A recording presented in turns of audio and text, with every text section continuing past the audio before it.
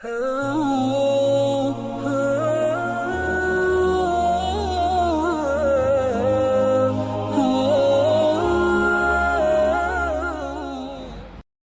alaikum wa rahmatullahi wa barakatuhu. I hope you're all well. Today, inshallah, we will be studying Surah Al-Qari'ah, Ayat 5 onwards. We had stopped till Ayat 5 last time. Aaj hum inshallah, today we will be studying it Ayat 5 onwards. A'udhu billahi minash shaitanir rajeem. Bismillahir rahmanir rahim. Rabbi shrah li sadri wa yassir li amri wahlul uqdatam min lisani yafqahu qawli. O my Lord, expand for me my chest and make my work easy for me, and loosen the knot from my tongue so that they may understand my speech. Rabbi zidni ilma. O my Lord, increase me in knowledge. Ameen ya Rabbal Alameen. Surah Al-Qari'ah, Ayat 5. وَتَكُونُ الْجِبَالُ كَالْإِهْنِ الْمَنْفُوشِ, and the mountains will be like fluffy tufts of wool. We had discussed this ayat in detail, that what the state of the mountains will be on the day of Qiyamah, the day of when the day of judgment will begin. And like I said, to answer the Arabs of Makkah who were who could not understand how something so huge, like mountains, could be destroyed. To answer their questions, Allah subhanahu wa ta'ala has mentioned this phenomena in several other ayat. So let's look at a few ayat. Surah Taha, ayat number 105 and 106. وَيَسْأَلُونَكَ عَنِ الْجِبَالِ فَقُلْ يَنْسِفُهَا رَبِّي نَسْفًا. And they will ask thee about what will happen to the mountains when this world comes to an end. Say then, my sustainer will scatter them far and wide. فَيَذَرُهَا قَاءً صَفْصَفًا, and leave the earth level and bare.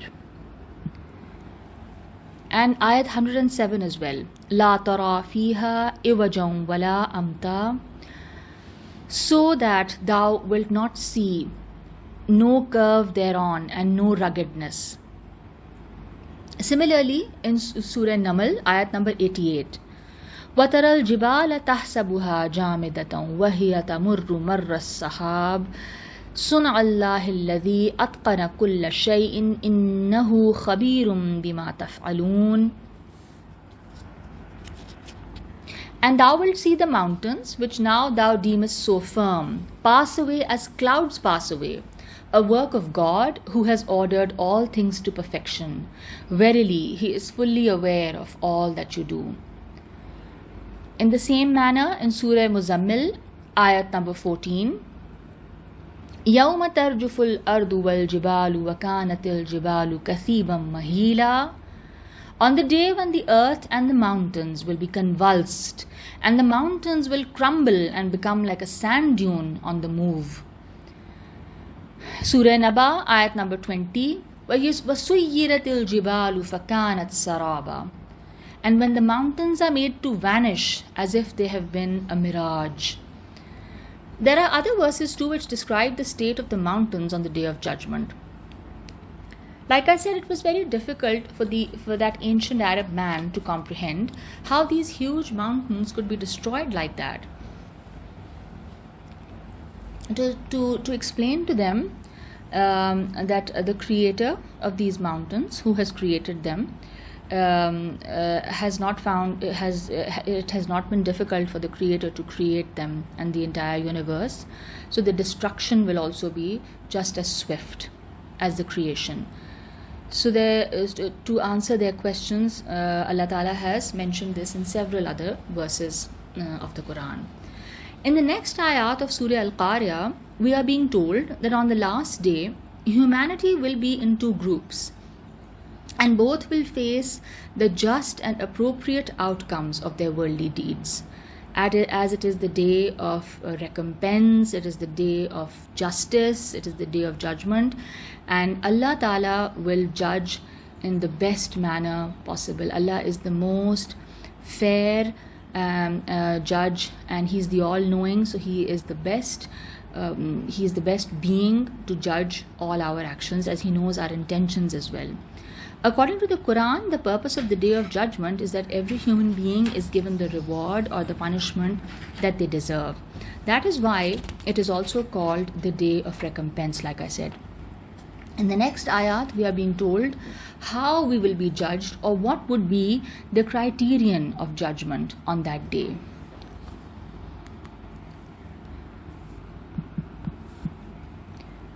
فَأَمَّا مَنْ ثَقُلَتْ مَوَازِينُهُ, and then he whose weight of good deeds is heavy in the balance, فَهُوَ فِي عِيشَةٍ رَاضِيَةٍ, shall find himself in a happy state of life.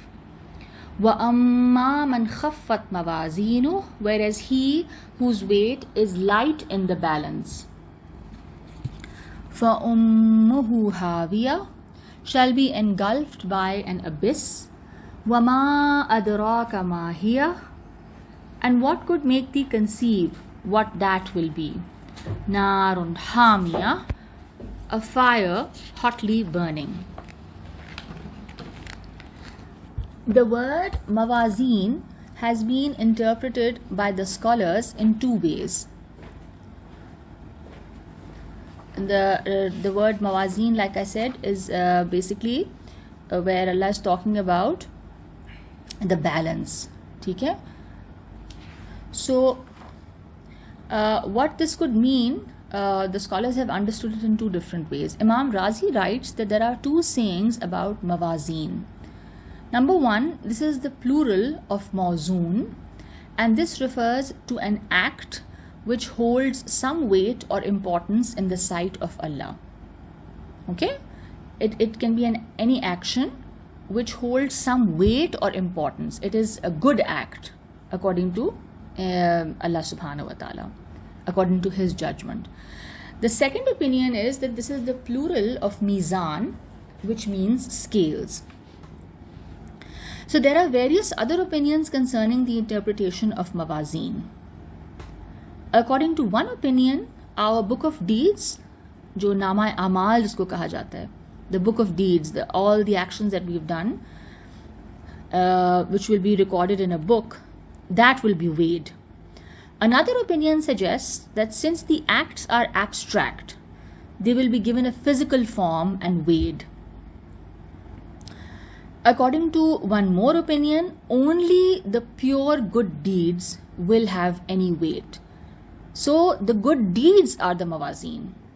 That is to say that the any action which does not fit the criterion that Allah has set for a good deed, that it has a pure intention and it is a good act, if it does not meet that criterion, it will have absolutely no weight.